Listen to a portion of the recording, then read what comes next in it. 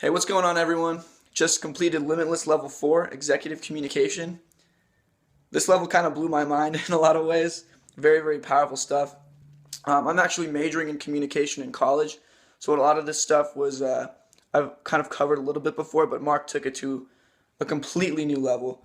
So I guess the top three things that I would say that I learned is just basically the way to structure your communication, especially when you're making a request to someone. So basically start off with, some kind of appreciation, be grateful for them. And then, let's see, I have my notes right here.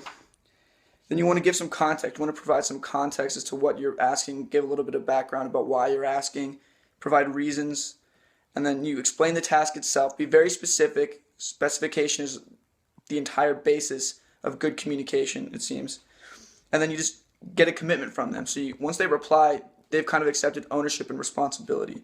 So just the whole structure of the way to make a request to someone and making sure that things get done is just very powerful in the way that I learned, because it really has a lot of psychology behind it, kind of what motivates people and what moves people to take action. And I think starting off with appreciation and thanks is a great way to really get someone to be motivated to help you out.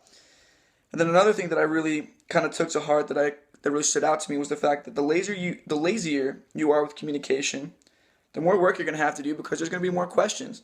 So it's really about just being as specific as you can so that you don't have to answer 1,000 questions later on Facebook, phone calls, and emails. Because, I don't know about most of you, but I want to own a business. I don't want to have to run a business. I want to let other people do that. So it's very powerful to know that specification is very important. And then the last thing that I'd say that I'd really learned is just, anticipate what kind of questions that people could ask. That way you are not leaving anything open-ended, and you're not leaving what Mark said was open loops for questions. That way you don't have to be bothered with all these different types of questions from people. You can answer them ahead of time. So anticipate them. Really think about what kind of questions people are going to ask in regards to your task, or what kind of communication you're having with them. That way they can ultimately figure it out for themselves, and that way there's no questions left to be asked, really. So I got a lot of value from this level. Thanks, guys, for listening. Really appreciate it. Ready to charge on to the next level.